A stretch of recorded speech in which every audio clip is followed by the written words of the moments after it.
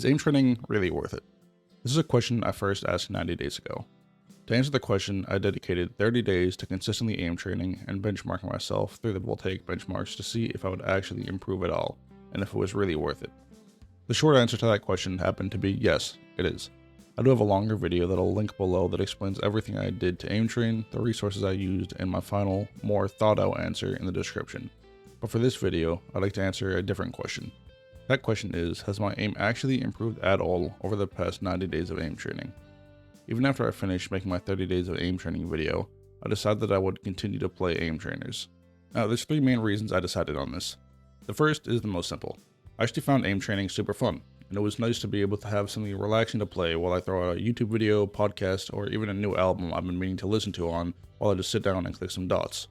The second reason stems from my love of competitiveness in games. After seeing how far I was able to go in the previous benchmark season, from gold to diamond and even a jade score in 1 month, I really wanted to continue pushing to see how far I can push myself in terms of rank and in-game performance with the games I mainly play. And finally, the third reason was just due to confidence. I found that when I strayed away from aim trainers for more than a few days, my aim in every different category just felt off. Whether it was clicking, tracking, or flicking, I felt like I wasn't as confident in any of them, and it made me perform worse. Not only because I wasn't taking shots I probably could have easily hit, but I would start to completely hyperfixate on my aim, and then I would start playing worse in every other aspect of whatever game I was playing as well. That being said, although the first two reasons are a very high factor in why I did continue to aim train, reason number 3 is slightly above the other two. Now, to begin breaking down the question posed earlier, there's a few things I can certainly say that have improved since I started aim training. And the main game I play is Valorant, so I'll be using that for most of these examples. For one, I feel like I can play more easily on various sensitivities.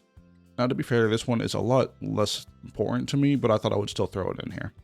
On Valorant, I used to really only be able to play on pretty slow sensitivities around 60 to 70 centimeters per 360.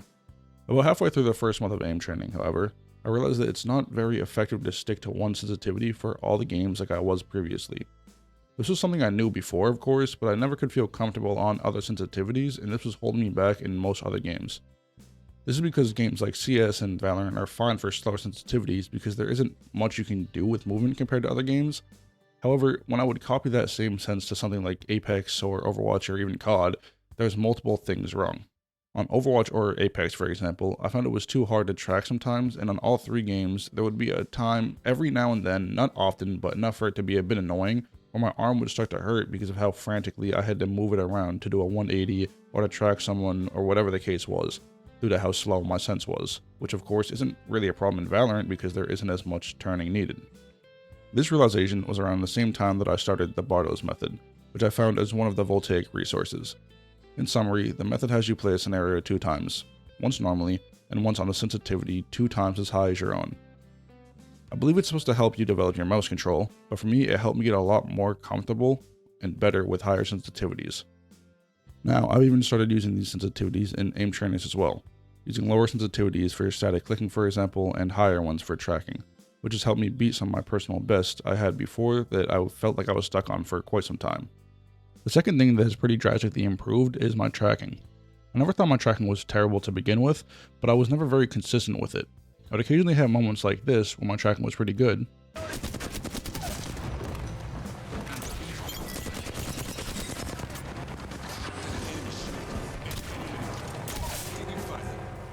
but more often than not, I would miss a lot of my shots, especially in close quarters like this. Due to how inconsistent it was one of my main things I wanted to improve when I began aim training, and so whenever I had extra time to aim train outside of the main things I was doing, I would do some weakness tracking scenarios. Now, I'll admit, it wasn't very often that I had the extra time, but again, I did these weakness routines the most out of any other weakness routine categories that Voltaic provided, and I do think that it paid off, because my tracking has significantly improved since I began aim training. I'm a lot smoother with my tracking nowadays, and the biggest thing that's changed was my consistency. I'm a lot more consistent with tracking now, and I don't have nearly as many moments where I just completely whiff all of my shots. I haven't really played any tracking heavy games in about a month or so now, but here's what my tracking looked like after the first month of aim training.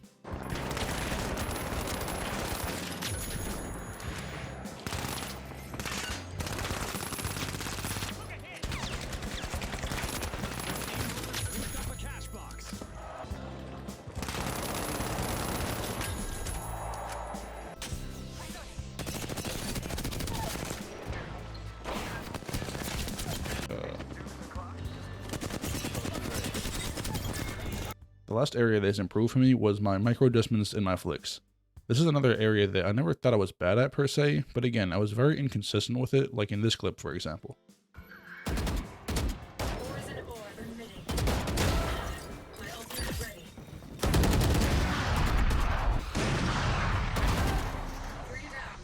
You can see here that I missed that very easy shot on the deadlock and can't seem to adjust onto her head, and then shortly after that I flick onto the Reyna's head perfectly. These areas are something I can show a lot easier in terms of results because they're the most used areas of aim in the games that I mostly play nowadays, like CS and Valorant. I'm a lot more confident in my flicks nowadays and even more confident in my micro adjustments than I was before, knowing how much more consistent that I am now. Before moving on, here's a demonstration of how my aim looks now in both of those games.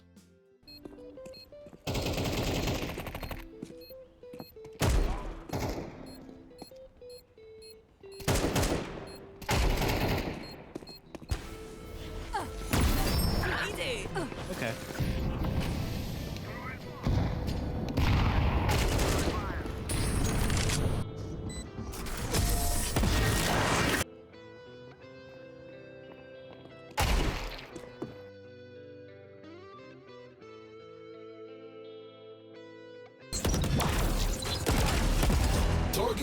Jet's gonna be coming behind. Refreshing.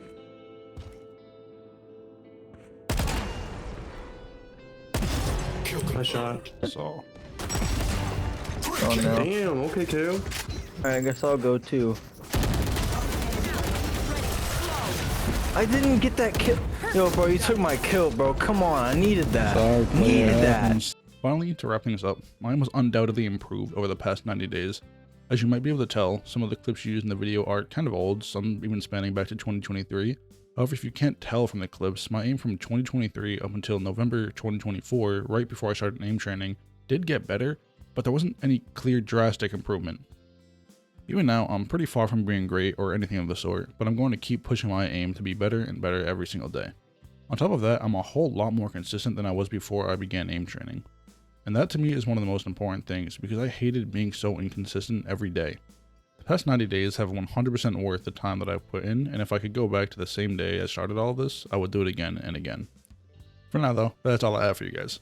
If you have any questions for me, feel free to leave them in the comments, and as usual, liking the video or subscribing is greatly appreciated because it helps the channel a ton. Thank you all so much for watching. Goodbye.